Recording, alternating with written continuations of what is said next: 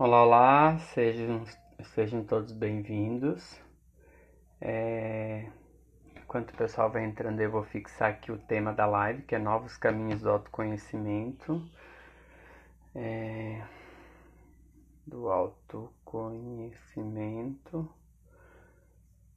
e integração entre as constelações e Enneagrama. Deixa eu só colocar aqui que eu já chamo a parte, que eu já vi que ela já entrou aí. Só vou fixar o tema aqui.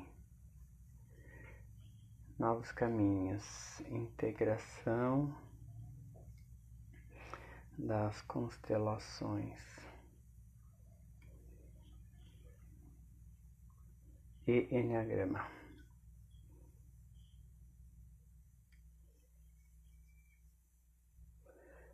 Enquanto isso, vão convidando seus amigos, vamos ver se eu consigo fixar, porque fixar comentário, ok, já consegui. Enquanto isso, galera, vão convidando aí os amigos de vocês para entrar. A Paty, eu acho que já me chamou aqui também. Convide a galera aí, para quem gosta de Enneagrama, para quem é entusiasta do Enneagrama e também das constelações familiares. Oi, Paty, tudo Boa noite, bem? gente. Oi, Sil. Então, galera, vão convidando aí o pessoal, manda aviãozinho, curtam. Vai ser um tempo muito curto, 1 hora, para a gente falar sobre esse tema tão amplo e tão, ao mesmo tempo, complexo de uma certa forma, né? Mas convide aí os seus colegas, seus amigos para assistirem essa live e manda aviãozinho. Se cada pessoa que estiver aqui convidar 10 colegas, nós vamos ter um número maior de pessoas. Então, é bem legal a gente estar mudando um pouco até essa própria frequência que a gente está vivendo aí, mudando de amor, de medo para amor, né? Então vamos convide o pessoal aí e vamos junto, galera. Vamos aproveitar, tem bastante Sejam muito conteúdo aí pra bem-vindos, gente gente. compartilhar. Então tá bom. Roberta, bem-vinda. Eliandra.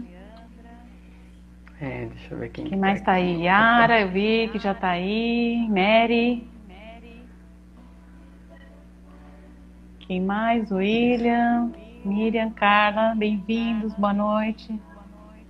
Tem a Adelaide, tem o Valentim, tem a Ana Muito Lúcia, tem uma bem-vindos. galerinha aí já. Sejam todos Gente, vão bem-vindos. mandando aí, convidem as pessoas queridas, que é um assunto muito interessante aqui. Quem já conhece constelações, quem já conhece Enneagrama, quem quer saber um pouquinho, a gente vai fazer uma visão bem ampla, né? Pelo tempo que a gente tem, mas já vai dar para ter uma ideia. Isso.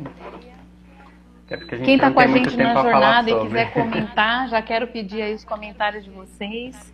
Quem está com a gente na jornada sistêmica, na jornada a gente trata já desse assunto de forma muito integrada, as constelações e o Enneagrama. Então quem está participando já conta aí como é que está sendo a experiência, né? E a gente vai falar aí um pouquinho mais sobre isso a gente acredita muito nessa integração dessas duas grandes sabedorias. E por isso que a gente resolveu fazer essa live hoje para ilustrar um pouco mais esse assunto, né? E eu acho que tem gente aí que tá na jornada com a gente que tá aí. Se quiser comentar como é que tá sendo a jornada, aproveitem aí e comentem para as pessoas entenderem um pouco como que é essa questão da jornada sistêmica que a gente faz, onde a gente já integra na jornada o Enneagrama com as constelações, né? Então, um trabalho bem mais profundo, onde a gente, vamos dizer, a gente mistura as duas ferramentas de uma certa forma dentro da jornada sistêmica, onde nós trabalhamos Enneagrama com as constelações, né? Uhum. E nesse ponto, a gente não precisa saber antes, né, as constelações, já ter feito o Enneagrama, porque é um processo muito vivencial, né? A gente faz isso através de exercícios, de práticas, de ferramentas. Então, a gente já consegue vivenciar, sentir o que acontece com essa integração, né? Mesmo sem E aí conhecer, sem hoje, ter constelado antes.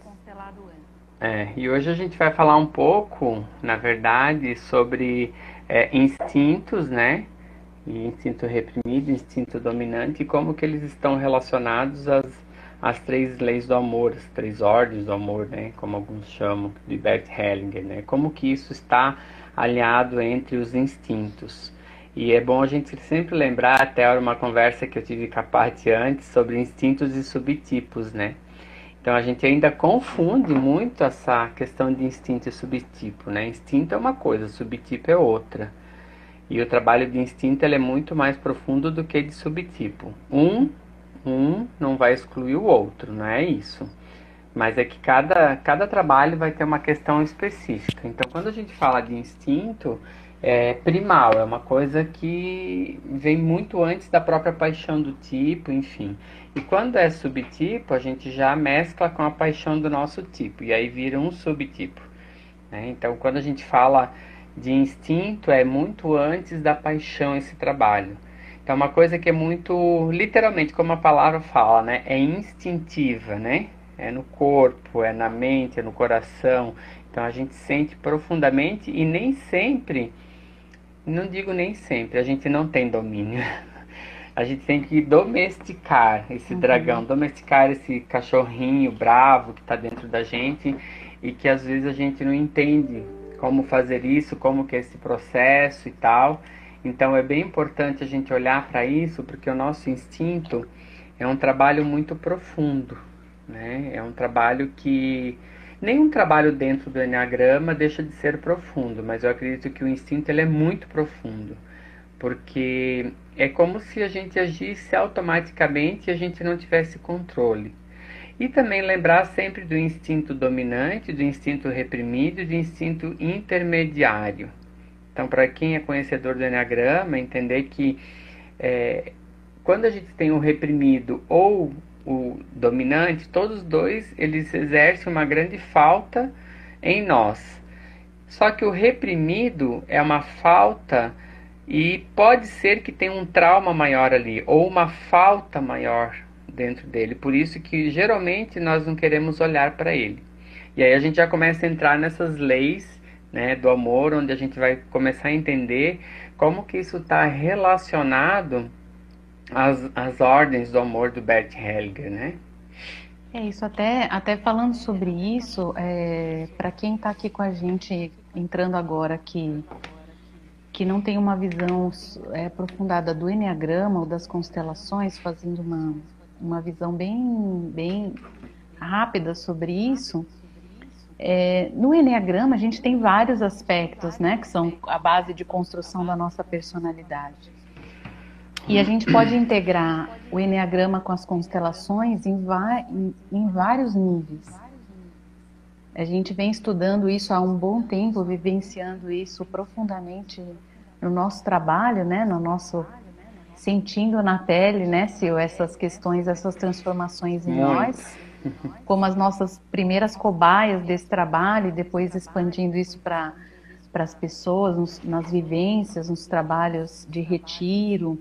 Então a gente já teve a oportunidade de fazer isso de forma muito profunda, em retiros de transformação. Então a experiência que a gente traz aqui é uma experiência bem vivencial desse trabalho, de sentir essas transformações. E aí quando a gente fala de Enneagrama, a gente está falando dos instintos, muito como a gente se relaciona com o outro, né? E a gente fala de 3 grandes forças aqui, que é o eu, que está ligado aí ao eu comigo mesma, como é que eu olho para mim, como é que eu tenho essa relação com o nós, com as pessoas mais próximas, essa interação, e com o coletivo, com o todo, que agora a gente, né, nessa questão da pandemia, do Covid, a gente foi obrigado a fazer esse olhar, assim, e a gente está vivenciando muito nesse momento, né, esse olhar para dentro de nós, coisas que a gente às vezes fugia, que agora estamos precisando encarar algumas coisas, e com essa relação com o coletivo, que é essa, né, essa grande teia que nos envolve e que a gente sabe disso o tempo todo, mas às vezes isso não fica tão claro, tão evidente, que a gente faz parte desse todo e que uma a ação de um influencia no outro, porque estamos todos conectados nessa grande teia. Então, quando a gente fala disso, a gente está falando dessas esferas, o eu, o nós e o todo, o coletivo, da unidade para a coletividade, do indivíduo para o todo. Então, esse movimento que a gente vê, e a partir disso a gente pode relacionar. Tem várias outras formas de relacionar as duas sabedorias de constelação, as constelações e o Enneagrama. A gente vai trazer uma visão muito forte aqui, baseado já na nossa vivência prática, por nós mesmos e pelas aplicações que a gente já tem feito com as pessoas. Mas vale dizer isso, que são essas forças do eu para o nós e para o todo. A partir disso é que a gente fez essa relação e viu esse vínculo. E aí, quando a gente fala de instintos, a gente está falando de Enneagrama e a gente está falando de relações. E isso influencia muito quando a gente faz o cruzamento aí com as 3 leis do amor do Bert Hellinger. Ela faz uma conexão muito profunda e a gente vê isso nos movimentos de transformação, nas constelações e nos movimentos de transformação do Enneagrama. Essa conexão. E isso, independente se eu tenha um instinto o dominante ou reprimido, ou não sei ainda quais são os instintos dominantes e reprimidos, a gente tem esses três instintos presentes em nós. Eles operam em nós e a gente nem se dá conta disso, porque isso está na base da nossa personalidade. Quando a gente olha para isso, a gente percebe a necessidade da integração de tudo isso. E aí, como o Sil falou, essa questão do dominante. Né? E o dominante, quando a gente fala de instinto dominante, a gente vê logo aquela coisa, aquele cão raivoso mesmo que quer sair atacando todo mundo. E como que a gente doma isso? Que é mais forte que a gente, quando vê, já foi, já atropelou, já aconteceu, já vem o arrependimento ou culpa de algo que já a gente foi tomado por uma força maior do que nós. E quando a gente fala, então lembrando que o dominante, como a Paty fala dessa força maior, essa força maior também ela opera, por exemplo, que tem um instinto de autopreservação dominante, essa força maior vem, eu preciso estar seguro, então não é uma força externa, é uma força interna, mas é uma força muito grande, porque quem tem um instinto de preservação, ele tem uma dificuldade de olhar às vezes para o externo, um medo, uma insegurança maior, mas isso é algo muito forte, é igual quando, e é legal a gente falar sobre essa diferença, porque muitas vezes as pessoas acham que é igual a raiva. Vou pegar o exemplo da raiva, a raiva expressa e a raiva velada, qual que faz mais dano? É igual, né? Porque se eu fico com a minha raiva velada, eu não trabalho ela, eu também estou me corroendo, como quando eu expresso ela, também vou estar, né? Também tem um processo destrutivo aí. Então o equilíbrio disso, quando a gente fala de instintos, é isso, é aquela força que vem e que às vezes tu não sabe de onde vem exatamente. E por isso a gente ela te toma, né? Ela é mais forte, ela acaba dominando aí sem muito controle, né? Eu acho que quase sem controle nenhum até te tornar consciente. Né? E já o reprimido, quando a gente fala do reprimido, a gente está falando de algo que o meu lado mais negado, excluído. Então a gente está falando da necessidade de inclusão de algo que eu nego, que eu não quero ver, né? O meu lado, um lado sombra. Então a gente está falando de trazer ele, fazer parte, incluir essa força. E o reprimido é muito aquela coisa assim, é algo que eu excluo inconscientemente, né? Eu excluo, eu não quero olhar, eu não gosto. Então se a gente for ver, para as pessoas que estão aqui na live e não conhecem Enneagrama, é só tu pensar assim, um instinto social reprimido é aquele tipo de pessoa que vai olhar para o público, para as pessoas, para os grupos e vai dizer assim, eu não preciso disso. né? Eu não preciso desse grupo todo até ele ter percepção disso. É a mesma coisa se a gente for olhar para uma pessoa que tem um sexual reprimido. Falta energia, ela não consegue se posicionar, e isso independe do tipo do eneagrama. Isso é instinto. Então ela tem uma dificuldade de se posicionar porque falta energia. E uma pessoa que tem um instinto preservação dominante é uma pessoa que vai pensar muito nela, que tem uma sombra de egoísmo maior, enfim, né? Então, isso é instinto e não tem nada de errado nisso. A questão é a gente começar a ter clareza sobre esses processos, ter entendimento sobre isso e aos poucos nós irmos elevando consciência em relação ao nosso dominante, ao nosso reprimido, para que a gente possa ter um equilíbrio. E sim, eu acredito muito, né, como estudioso do Eneagrama, que o nosso reprimido é o instinto onde a gente mais... Uma coisa que Urânio sempre fala, e eu gosto da fala dele, e do Padre Domingos também, é que a gente tem que cuidar, igual cuida de uma criança, do nosso reprimido. Então, desde como a gente cuida de uma criança, então ela nasce, a gente vai amamentando, vai ensinando, vai indo, até chegar ao ponto que ela consegue caminhar sozinha. E aí esse processo é onde a gente vai estar equilibrando os instintos. E uma das coisas que eu gosto é de que muitas vezes um instinto secundário, que é o instinto onde a gente tira férias, né? Eu costumo dizer que a gente tira férias. Então, o instinto secundário é o instinto onde eu vou lá e volto sem problema nenhum, né? Esse instinto secundário, eu acredito que é um instinto onde ele pode auxiliar muito, tanto no dominante como no reprimido, na busca desse equilíbrio.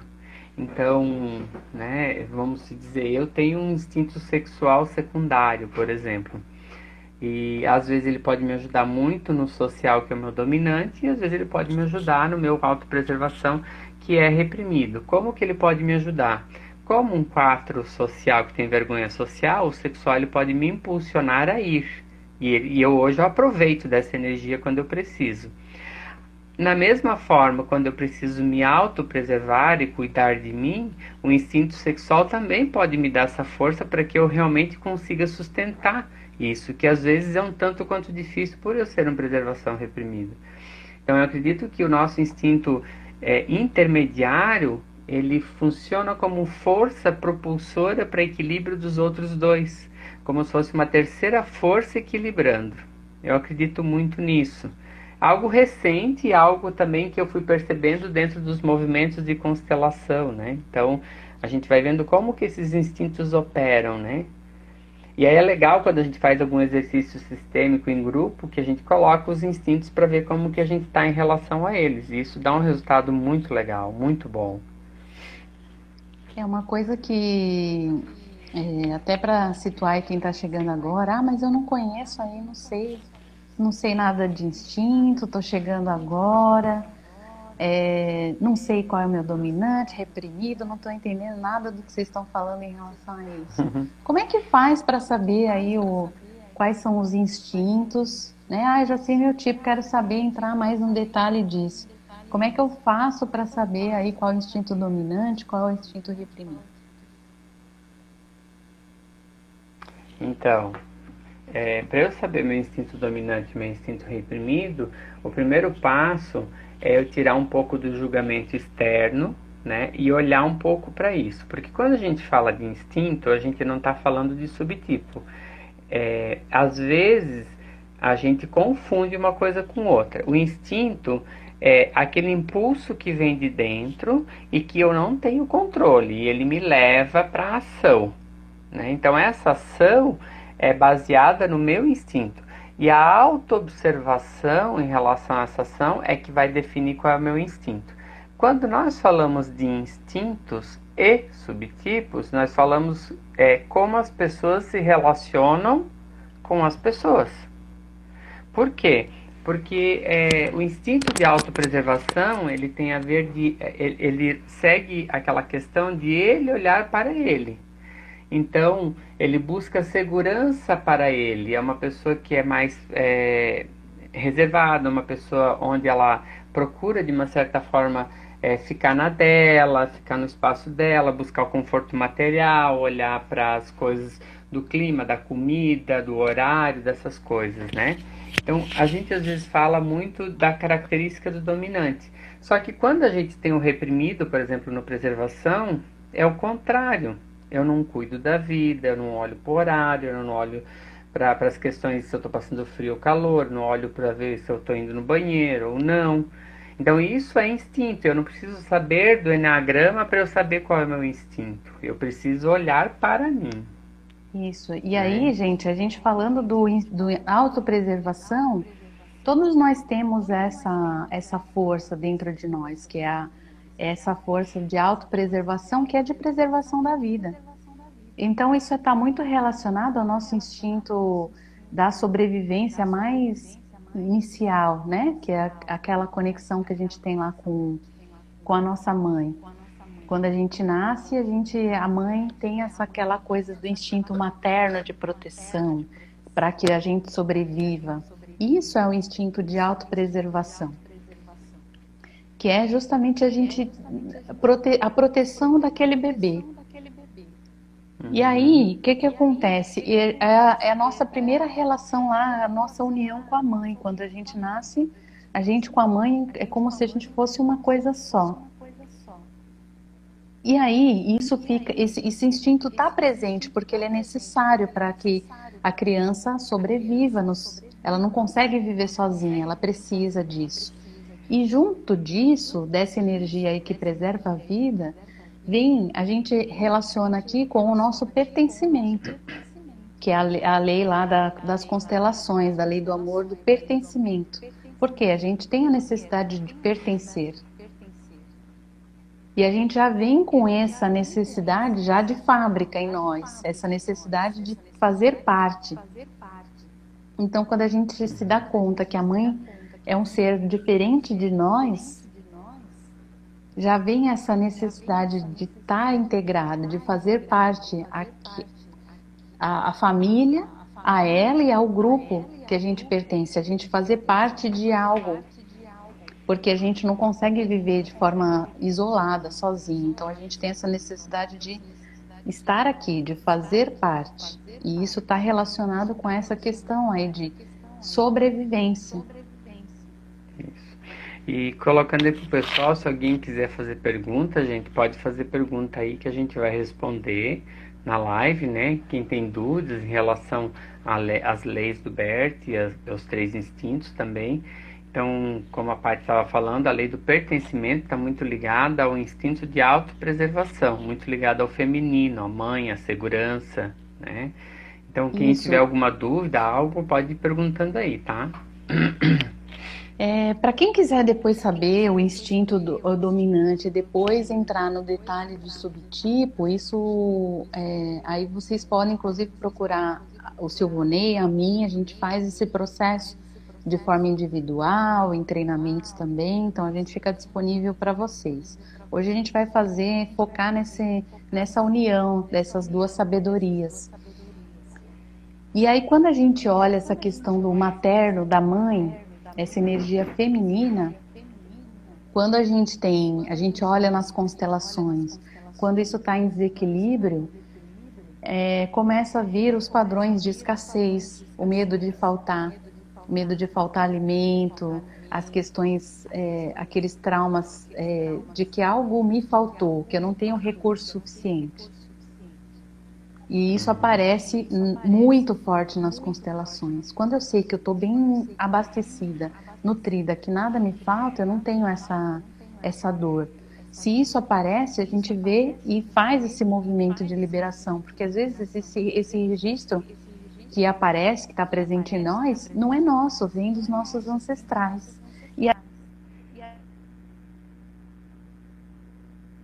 Né, que até o Padre Domingos fala que os instintos são as vozes dos nossos ancestrais.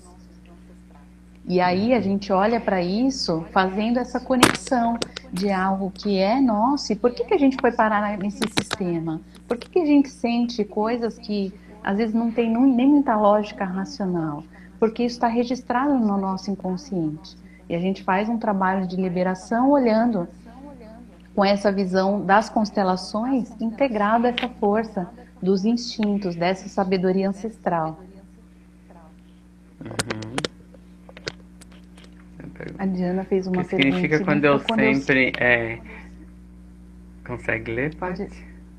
Consigo. Quando eu sempre procuro o meu lugar no relacionamento, seja qual for o relacionamento, então, ser empregada, namorada, amiga, saber isso, essa necessidade é o quê? Isso, a gente vai falar sobre essas 3 forças e aí vai ficar mais claro para você, Diana. A gente está falando do autopreservação como essa necessidade aí de pertencer e de preservar a vida. A gente vai falar das outras leis e aí vai ficar claro para ti essa necessidade. Porque quando a gente fala de relacionamentos, a gente está falando muito da força do equilíbrio. O equilíbrio percebe muito nas nossas relações mais próximas, né? A gente percebe que é uma grande balança, a questão das relações. E se essa balança não está equilibrada, se a gente faz muito e recebe pouco, ou vice-versa, né? Essa balança, ela acaba ficando...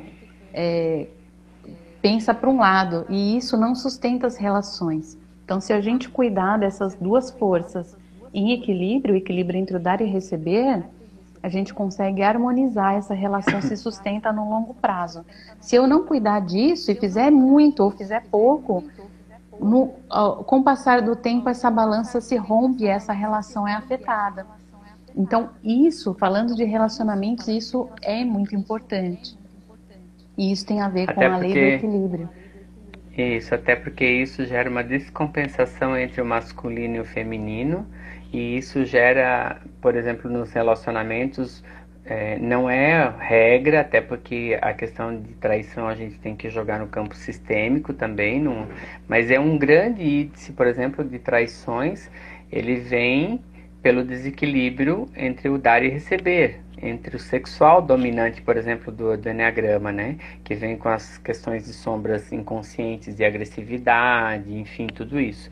Então, quando a gente fala, e uma das coisas que eu costumo falar para os meus clientes, a parte eu acho também, é que a gente, quanto mais eu doar, por exemplo, isso é um tema só para uma live, mas enfim, eu creio que entra muito nesse contexto. Quanto mais eu doar para o meu parceiro, ou não é só o parceiro, tá? Mas, por exemplo, se eu estou numa relação de amizade e eu estou doando muito também, o que acontece? Aquela história vai ficando longe, vai ficando longe, vai ficando longe, longe, longe, e às vezes essa relação, ela é uma relação que existe muito amor. Só que tá muito longe e já se descompensou tanto que às vezes é impossível tu resgatar isso. Por quê? Porque um relacionamento ele vai dando indícios desde o início. Então, quando a gente sai do equilíbrio, que é a lei do dar e receber, e que é correlacionado ao sexual dominante do Eneagrama, então vem as questões da agressividade também. E aí é o que acontece normalmente. E às vezes as pessoas deixam muito longe, não procuram as constelações, não procuram a própria terapia para equilibrar isso. Que dentro das leis do amor isso é equilíbrio.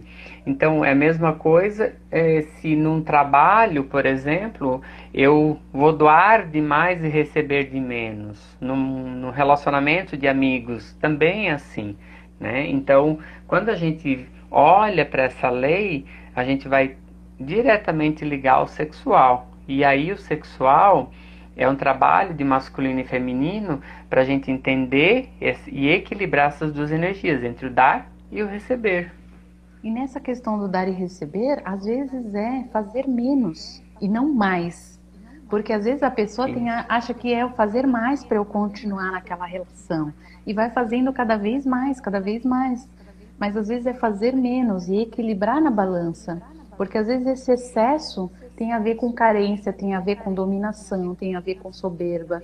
Então, às vezes, equilibrar isso é uma sabedoria de manutenção dessa relação.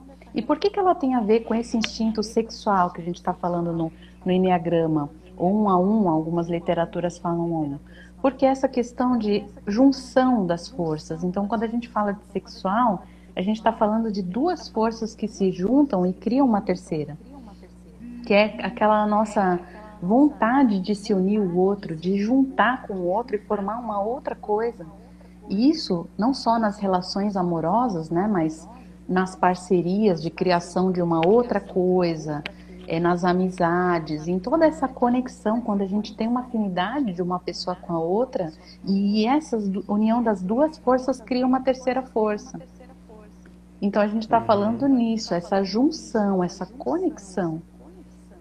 E isso tem a ver com essas forças, né? Porque são complementares, são duas forças que um complementa o outro. E aí está a harmonia das relações, essa união. E isso está em harmonizar fora e dentro. Dentro no sentido de harmonizar, equilibrar masculino e feminino. Equilibrar a força que ela é uma força de ação externa e um acolhimento interno. Até porque quando a gente fala dessa questão do agressividade, da sombra inconsciente, quando a gente doa demais para alguém também, o que acontece? A gente pode gerar também uma certa exclusão. Ou, às vezes, eu posso me colocar como superior a outra pessoa e isso é muito inconsciente. Porque assim, eu estou doando para ele, eu estou fazendo para ele. Consequentemente, eu espero isso de volta. Isso não é equilíbrio, isso é barganha, isso é troca. Equilíbrio não é equilibrar, literalmente, está na balança, que é o que o Ed Clayton está perguntando aqui, né? Mas um relacionamento entre um casal tem momentos em que tem que se esforçar mais do que o outro e vice-versa, não é? Eu creio que a gente tem que buscar o equilíbrio, tem que cuidar se esse teu esforçar não seja sacrifício também, né? Ou às vezes tu querer modelar o teu parceiro. Não é às isso. vezes é menos, às vezes é mais, às vezes é menos. Depende aí como é que tá essa balança, né? E aí dessa pergunta que a Bárbara fez uma pergunta também, né? Sobre o pertencimento. Quando não sentimos pertencentes em algum momento, tem a ver com a criança interior ou com os antepassados? Tudo depende, né? Quando a gente vai falar de constelação, Bárbara, a gente está falando desse trabalho, de olhar o que tem a ver com os nossos antepassados, porque a gente traz essa visão sistêmica para ver o quanto que o nosso sistema influencia em nós. E a gente está também falando de criança interior, porque quando a gente não está ok com alguma coisa, é porque tem alguma necessidade que não foi cumprida lá da infância. Então a gente faz esses dois trabalhos na constelação. Muito forte trabalhando criança interior e muito forte trabalhando com os antepassados. Não dá para a gente dizer, é isso ou aquilo. Ali a gente precisa constelar para saber. Mas a constelação e o trabalho que a gente faz aqui com constelação e eneagrama trabalha muito forte esses dois aspectos. Eu acredito que eu conheço o caso da Bárbara, tem a ver muito assim com criança interior, tem bastante questão, mas também tem bastante coisa com antepassados. E lembrando sempre, gente, que constelação trabalha no campo é difícil falar essa palavra, do fenômeno. Isso. Então, o que acontece? A gente tem uma questão específica, a gente vai colocar o tema na constelação, mas o que vai aparecer a gente não sabe, a gente tem indícios e a gente abre o campo e o campo vai dizer o que vai mostrar naquele momento. Então não é assim que, se tem isso, é isso, tem aquilo e aquilo. Não, a gente tem um caminho que a gente começa. E aí o campo vai trazer, até porque o Bert ele colocava muito isso, que é a tua alma vai ver aquilo, vai trazer aquilo que tu consegue ver nesse momento. E o que é mais importante para ti nesse momento. Então, a gente tem que ter cuidado de dar muitas fórmulas mágicas por causa dessa questão específica. Então, é o fenômeno, é o que se apresenta quando a gente abre o campo e quando a gente vai trabalhar isso. A gente está falando aqui sobre pertencimento, equilíbrio, ordem e hierarquia, relacionados ao eneagrama. Então, o que o meu perfil está relacionado a isso, né?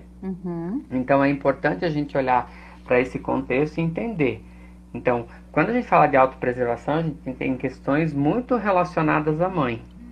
Quando a gente fala em questão do sexual, tem questões relacionadas à triangulação, a pai e mãe. Né? Eu fiquei Isso, no que é o meio, que a gente está brigando por falando um, desse brigando... equilíbrio, né? Dessa junção, Isso. dessa união. Isso. Então, é isso que acaba acontecendo e às vezes tem pessoas que querem fórmulas prontas. E não é uma fórmula pronta, a gente tem um começo, mas de repente esse desequilíbrio, quando a gente fala do sexual dominante aí, pode ter acontecido em algum momento específico, que pode ter sido na tua criança interior, mas isso pode estar vindo de antepassados também. Isso. Então, uma das coisas que a gente escuta é assim, as mulheres da minha família são tudo macho. Tá em desequilíbrio total, por quê? Porque elas já vêm de gerações, né, com aquela questão do masculino muito forte, e aí o sexual dominante já mostra isso também, mas pode ser coisas, como eu falei, da tua criança interna também. Então, não tem uma regra. O que a gente pode olhar é para o desequilíbrio. O que está gerando esse desequilíbrio? Então, aí o campo vai trazer isso para a gente. E quando a gente tem dentro do Eneagrama que a gente se conhece, sabe o nosso instinto dominante, aí a gente vai ter uma clareza mais rápida e mais profunda de várias questões que nós temos dentro da nossa personalidade. Faz sentido, Paty? Eu falei demais. Faz muito sentido. Eu queria saber como é que tá aí para vocês, porque a gente está num nível complexo de assunto, principalmente para quem não conhece as constelações e não conhece o Eneagrama. Agora, uma coisa que eu quero tranquilizar aí para quem não conhece ainda essas duas sabedorias, que a gente aborda isso falando, e aí principalmente na nossa jornada sistêmica, isso de forma muito prática, com exercícios, com vivências. Então vocês vão sentir aí, mesmo não tendo vivenciado ainda essas sabedorias, sentindo o que acontece, o efeito de cada trabalho em vocês, na tua vida, sabendo ou não. Então isso não indifere para nós aí ter um conhecimento prévio nessas duas sabedorias. E a gente está trazendo isso porque... Por que é importante essa união, essa integração? Porque isso potencializa o trabalho. A gente tendo consciência que aonde essas duas sabedorias se convergem, elas ficam mais poderosas. Então, quem gosta de Eneagrama, com as constelações, ele tem um trabalho ainda mais integrado.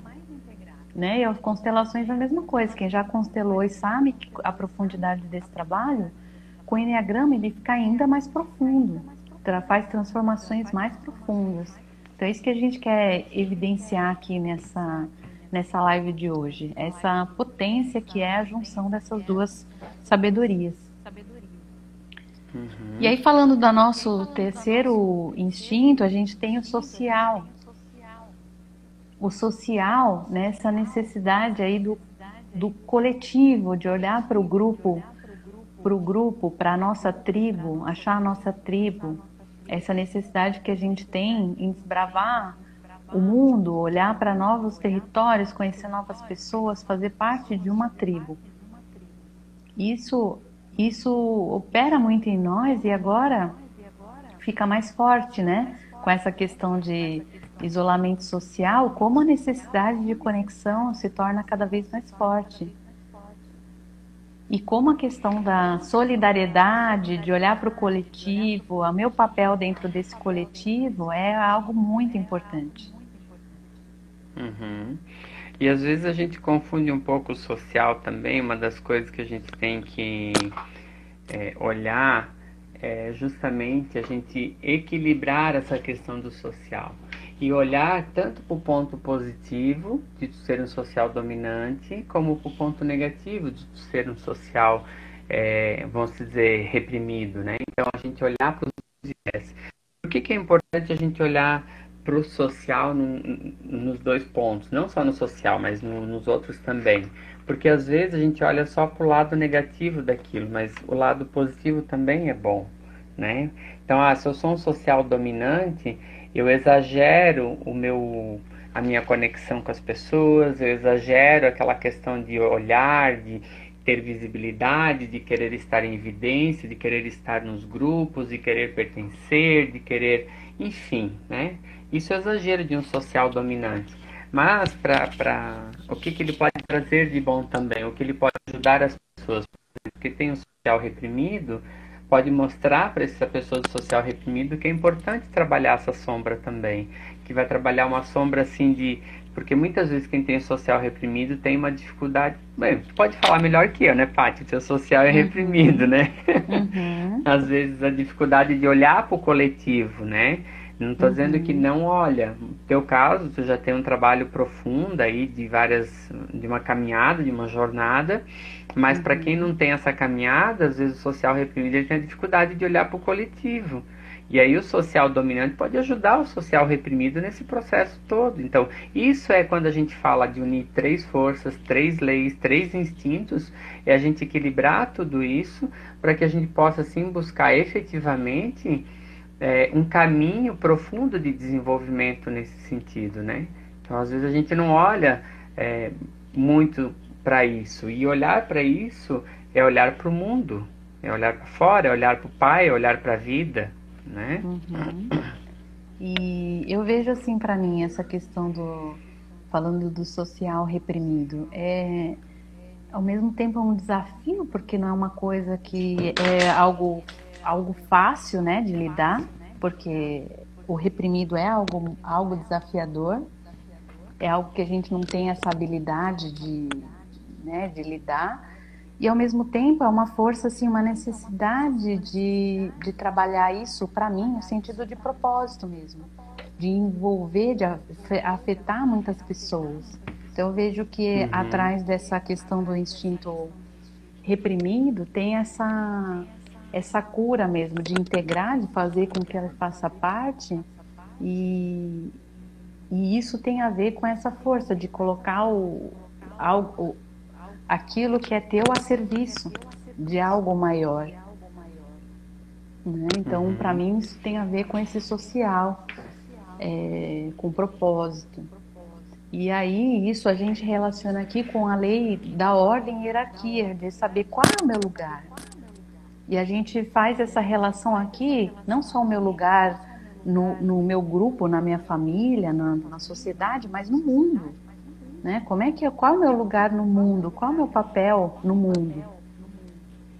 Né? Qual é o meu propósito de vida? Então a gente relaciona essa força social com isso, para saber qual é o legado que eu vou deixar aqui que afeta todas as pessoas.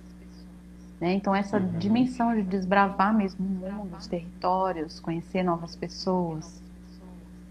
E dentro da dimensão psicológica, no Enneagrama, a gente chama isso que são questões muito ligadas ao pai, né?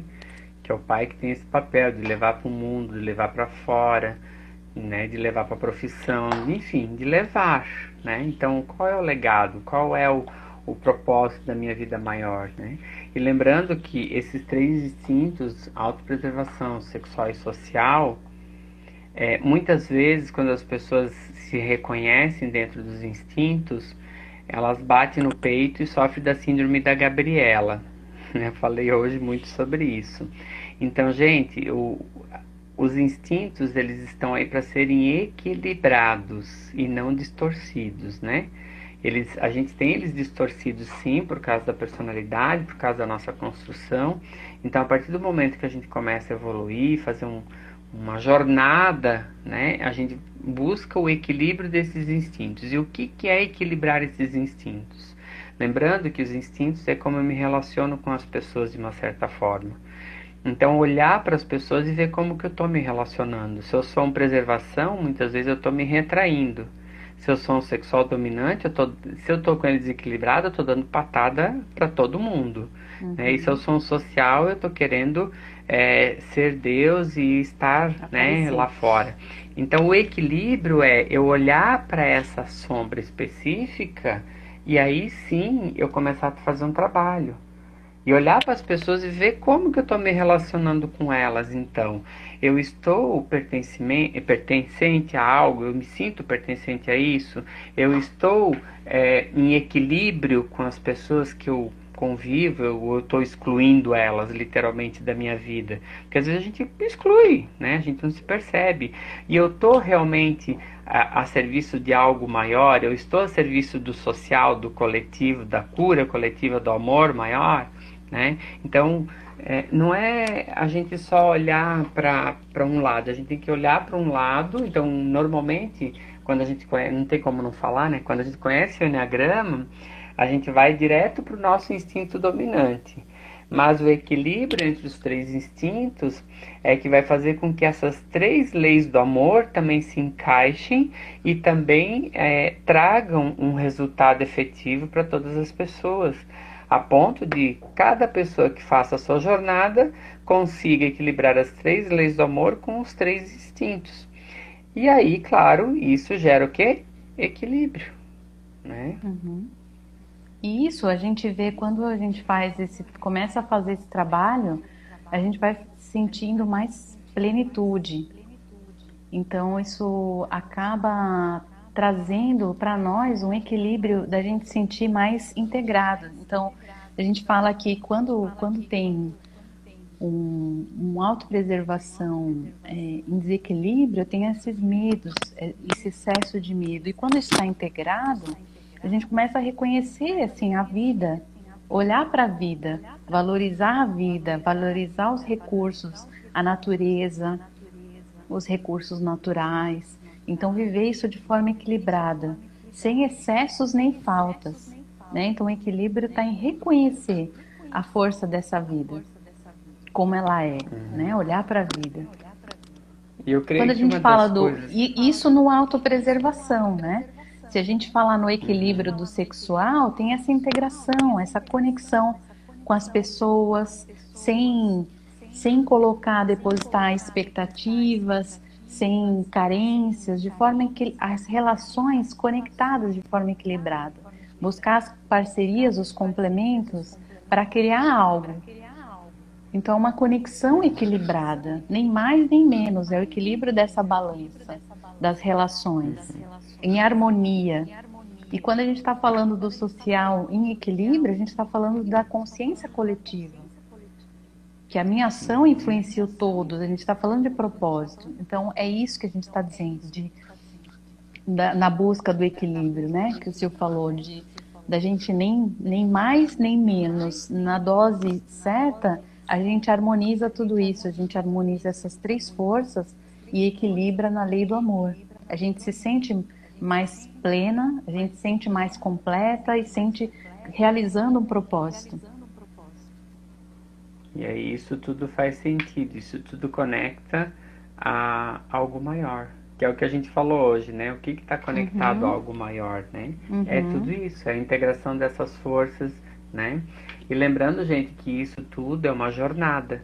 E uma jornada onde a gente começa com algumas ferramentas, que é o nosso convite aqui dentro dessa live, para que vocês façam uma jornada sistêmica, né?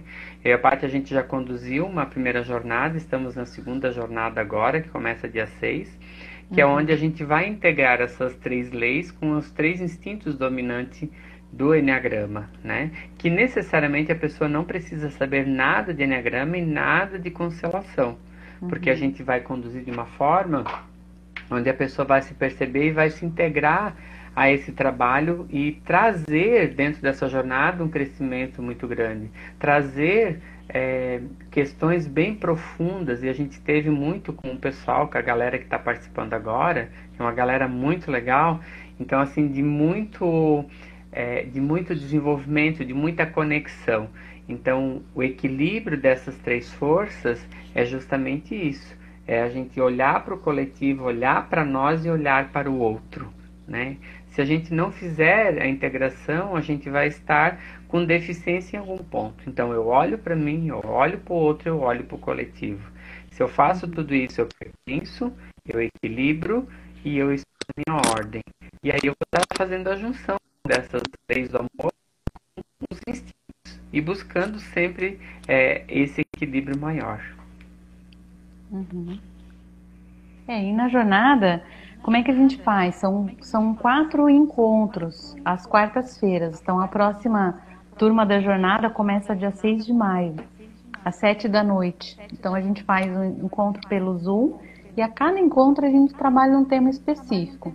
Então a gente tem o primeiro tema equilíbrio emocional, e a gente trabalha sempre integrado aí com a constelação Enneagrama. O segundo tema que a gente trabalha é abundância e prosperidade, amor próprio e relacionamentos.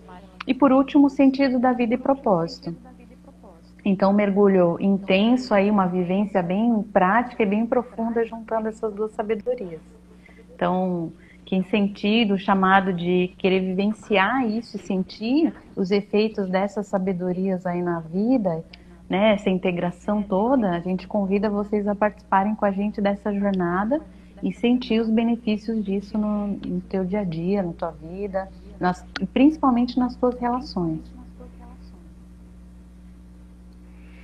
Eu tenho medo da jornada sistêmica e sou surpresa. Você, Sivonê, já me tirou da minha comodidade e me desestruturou total.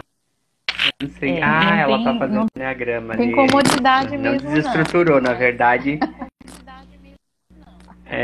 Isso aí tirou da comodidade, tirou da zona de conforto, né? E aí tem a Tati que colocou: eu estou muito feliz por me aproximar mais do meu propósito e do meu amor nessa jornada. Ela faz parte da jornada, né? Então, quando a gente quando a gente tira as pessoas da comodidade, hoje eu até estava falando sobre isso, sempre vai gerar desconforto, sempre, em algum momento vai gerar. Por quê? Porque as pessoas, por exemplo, se eu não sei dizer não para algo, eu começo a dizer não, é óbvio que eu vou incomodar as pessoas que estão ao meu redor, porque elas não estão acostumadas com aquilo. Ou se eu sou, de repente, mais agressivo, mais impulsivo, e de repente eu começo a ser mais suave, também vai gerar uma certa estranheza. Mas o mais importante é a gente entender que toda escolha tem uma renúncia. E toda renúncia tem uma escolha. Então, o que eu estou escolhendo nesse momento, né? Quando algo maior, qual é a minha escolha? O que eu quero para mim? Então, quando a gente olha para esse viés e a gente vai buscar essa escolha realmente mais consciente e com mais clareza em relação a tudo isso, é claro que a gente vai ter alguns desconfortos, e eu creio, como eu já passei por isso, eu acho que tu também bastante, né, Paty? Onde teve retiros, por exemplo, que a gente participou, que a gente voltou destruído, literalmente, assim, sem estrutura nenhuma, mas que depois foi fazendo sentido, a gente foi pegando um pedaço aqui, outro ali do que sobrou, e a gente foi reconstruindo, porque era algo que precisava ser trabalhado naquele momento. E isso é bom. Diferente, porque né? A gente não passar nessa sem trabalhar nada, né? E a gente sabe que é diferente porque a gente vai trabalhar aqui um assunto específico, né? E a gente faz essas interações entre uma semana e outra, dá o suporte. Então é diferente de uma vivência em imersão. A gente vai por doses homeopáticas, né? A gente é profundo, sim, é transformador, sim, mas a gente vai trabalhando por partes de temas. Então, mas também não é uma coisa assim, é tranquilo e é cômodo, porque senão a gente não muda. A gente precisa de algo que nos desafie e que nos tire de onde a gente está, para a gente ver transformação. Mas é com acompanhamento, é com cuidado, com amorosidade. Isso vocês podem ficar muito tranquilos, que a gente tem todos os cuidados aí para fazer esse trabalho com muito respeito, com muito carinho, né? Isso aí. Não é simples a mudança, gente. Não é assim tão simples, né? A gente questiona para fazer sentido para as pessoas, sim. E justamente isso. Nem sempre. Então, se vocês conhecessem o Bert, o que ele fazia, né? Eu acho que eu ainda sou muito suave. Né? Eu sou extremamente suave, né? Se conhecer igual... Teve uma professora minha que ela diz assim... se tu veio aqui para querer moleza, não é lugar, né? Então, na verdade, o processo de autodesenvolvimento é isso, né? Não é simples, tá? É um processo dolorido, é um processo onde tu tem que encarar algumas coisas. A Flávia já tá falando aí, ó. Faça a jornada, é fabuloso. Tá dando depoimento. Isso, sair da zona de conforto, mas o conforto de sermos quem somos, né? É especial. A Flávia tem um trabalho bem legal, já Muito está no bom. Enneagrama também, né?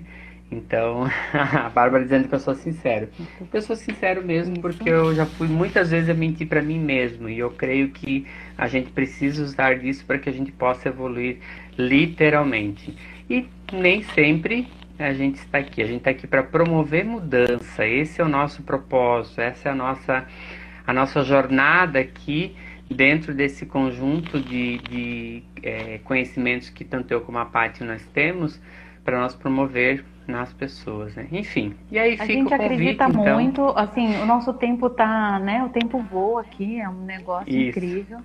A gente acredita nessa integração, a gente acredita na profundidade dessas duas sabedorias conectadas. Então, quem quiser experimentar disso, sentir os efeitos, procurem aí tanto a isso mim aí. como o Silvonei. A gente vai começar aí dia 6 de maio, uma nova turma, e a gente vai ficar muito feliz de ter vocês com a gente, experimentando e sabendo os efeitos disso aí na vida de vocês. Então, o convite está feito.